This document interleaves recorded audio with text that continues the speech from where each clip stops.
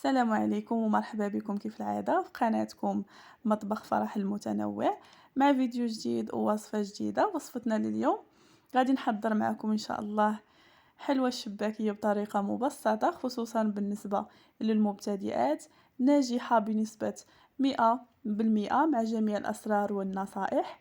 تابعوا معي الفيديو للأخير وما تنساوش تخليوا لي لايك على الفيديو، كذلك تعاليق زوينة والمحفزة ديالكم. وعلى بركة الله نبداو بالمقادير. انا هنايا خدمت بمقادير قليله، استعملت هنايا 500 غرام ديال الدقيق الخاص بالحلويات يعني نص كيلو.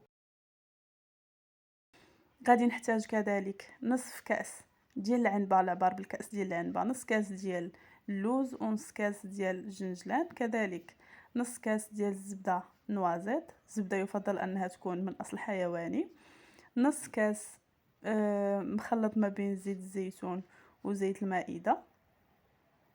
غادي نحتاج كذلك معلقة صغيرة ديال حبة حلاوة ومعلقة صغيرة ديال النافع.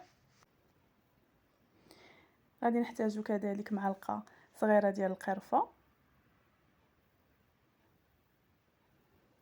نصف كأس من ماء الزهر. غادي نحتاج 4 كاس ديال الخل وكذلك 4 كاس ديال الماء. هذه السوائل اللي غادي نحتاجو. بالنسبه لخميره الخبز غادي نحتاج واحد القبيصه صغيره.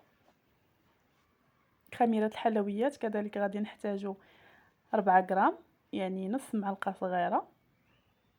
قبيصه ديال المليحه ما تنساوهاش. وعندنا الزعفران شعره اللي ممكن تعوضوه بالضامه ديال الزعفران الا ما كانش متوفر عندكم، ومسكه حره يعني ما نكثروش بزاف، غير شويه. انا هنايا غادي نستعمل القصريه. بالنسبه للناس اللي كيخدموا بالعجانه ما كاين حتى شي اشكال، يعني يقدروا يستعملوها. غادي نحط الطحين هو الاول اللي سبق لي وغربلته، كذلك اللوز والجنجلان طحنتهم مزيان وغربلتهم، القرفه، حبه حلاوه والنافع، هذيك شويه ديال المليحه، كذلك خميره الحلويات، المسكه اللي طحنتها مع شويه ديال السكر كلاصي صافي. وغادي نبدا نحاول نخلط هذوك المكونات الجافه مع بعضياتها. ومن بعد غادي نضيف الزبده اللي ذوبت، ضروري تذوبوها حتى تعطيكم داك اللون نوازيت، وكذلك الزيت. وكنبدا نرمل في الخليط بشويه بشويه حتى يتلبسوا لي هذوك النواشف كاملين بدوك الزبده والزيت. واحد النصيحه مهمه ما تنساوهاش، حيت في بدايه الفيديو قلت لكم باللي اللوز والجنجلان طحنتهم مزيان وما قلت لكمش ما تحمروهمش، يعني من الاحسن انه اللوز غير مسحوه بشكل جيد وطحنوه حتى تحصلوا على بودر باش هكا ما يقطعش لكم العجين. ونفس الحاجه بالنسبه للجنجلان صافي. هنا وغادي نجيب هذيك السوائل اللي غادي نجمع بهم العجين. غادي ندير الزعفران حر، كذلك الماء، الخل، ماء الزهر، وغادي نغليهم شويه فوق النار.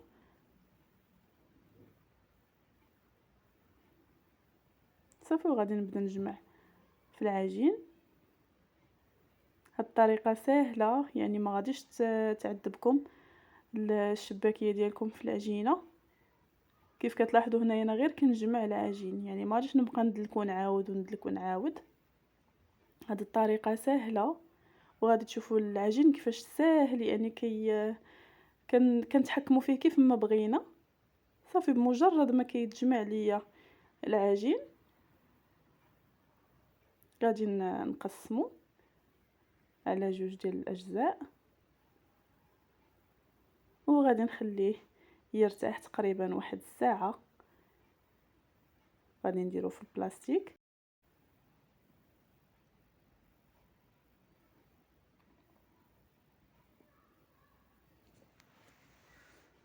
بعد ما ارتاحت لينا العجين كنجيبوها وكنحاولوا نطلقوها بالمدلك كيف كتشاهدوا، يعني بكل سهوله كتطلق لينا، ما كتكونش قاصحه وكتشكل بكل سهوله.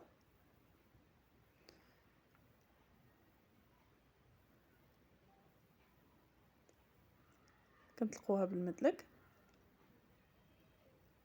وكنحاولوا نطويوها على هذا الشكل.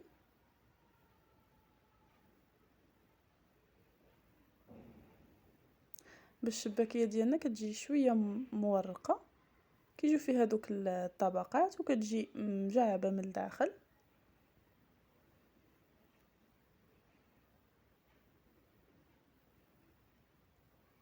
صافي كنحطوها على جنب وكنعاودوا ثانيه بنفس الطريقه.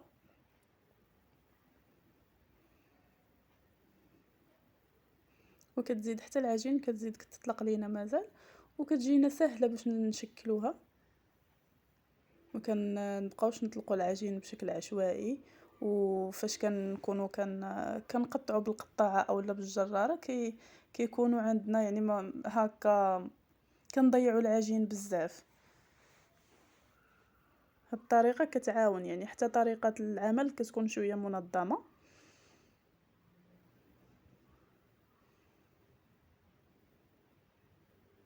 ارتاحوا لينا شويه، غادي نطلقهم غير واحد شويه بالمدلك، ومن بعد غادي نقطعهم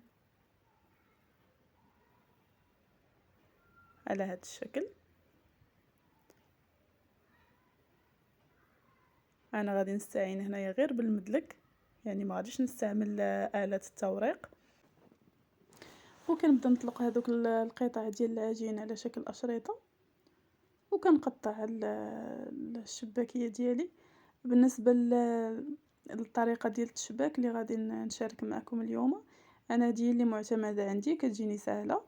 كيف كتشوفوا درت 5 ديال الاشرطه، كنهز هذوك الجوج الاولانيين كنحطهم على الثانيين، وكنرجع اخر وحده كنحطها تحت الاخرين. يعني كنظن ان الطريقه سهله ومبسطه.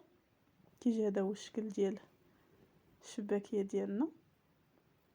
كنحاولوا نقرصوها مزيان من الجناب باش هكا ما تحلش لينا في الوقيته ديال القليان. وغادي نعاود معكم ثاني وحده. انا غادي نستمر بحال هكا حتى نسالي كاع الكميه اللي عندي، وضروري ما تخليوها تنشف. كيف لاحظتوا راني درت شويه ديال الخميره ديال الخبز، غادي نخليها تقريبا خليتها واحد الساعه ونص حتى لساعتين. دابا الجو بارد، يعني ما تخافوش انها تخمر، غير حطوها في شي بلاصه مهويه وخليوها حتى تنشف مزيان.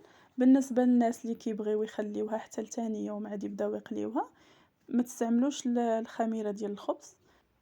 كيف كتلاحظوا نص كيلو ديال الطحين راه خرجت كميه ما شاء الله. وبالنسبه للبنات اللي مبتدئات اول عام غادي يديروا الشباكيه، فمن الاحسن يبداو بكميه بحال هكا باش ما تجيهمش صعيبه. دابا غادي ندوزو للطياب ديال الشباكيه. كيف كتشوفوا كلشي كيكون محطوط قريب، الجنجلان محمر، الزيت كيكون سخون مزيان. وبالنسبه للعسل راه سبق لي وحضرته معكم السنه اللي فاتت، غادي نخلي لكم الرابط ديال الفيديو في الوصف. بالنسبه للطياب ديال الشباكيه، يعني واحد الملاحظه مهمه، ضروري تطيبوها على نار متوسطه، يعني ما تجهدوش عليها باش ما تطيبش من على برا ومن الداخل تبقى معجنه. النار كتكون متوسطه او اقل من متوسطه، وكنبقاو رادين ليها البال، كنحمروها بشويه بشويه وكنعطيوها الخاطر حتى كنوصلوا للون اللي بغينا. صافي وكنهزوها، كنحاولوا نصفيوها مزيان صافي، وكنحطوها مباشره في العسل اللي كيكون دافي شويه. كنسخنوه من قبل وكنطفيو عليه النار. بالنسبه للناس اللي كيبغيو الشباكيه تكون شاربه العسل مزيان، كتكون الكميه ديال العسل مضوبله، وكيبقاو الشباكيه اللي كيحطوها كيخليوها في الاناء اللي كيعسلوا فيه، وكيخليوها ليله كامله حتى الصباح عاد كيصفيوها. اما بالنسبه اللي ما كيبغيهاش معسله بزاف وتجي شاربه العسل بكميه كبيره، راه مباشرة بعد ما كطيب لينا القليه الثانيه كنهزو الاولى كنصفيوها نحطوها في الكسكاس وكنحطو الثانيه في بلاصتها. كنهزوها من العسل ومباشره كنزينو الوجه ديالها بشويه ديال الجنجلان باش هكا يبقى ثابت على الوجه. وبهكا كنكون وصلت معكم لنهايه وصفه اليوم ونهايه الفيديو. كنتمنى لكم عواشر مبروكه.